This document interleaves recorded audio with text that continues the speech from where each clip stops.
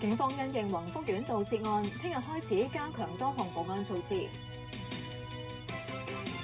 和平啊，或者平安就不是必然噶嘛。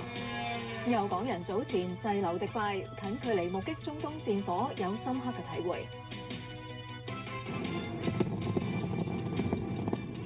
美國同以色列襲擊伊朗多處儲油設施，據報伊方選出新嘅最高領袖，以軍就警告會繼續追殺繼任人。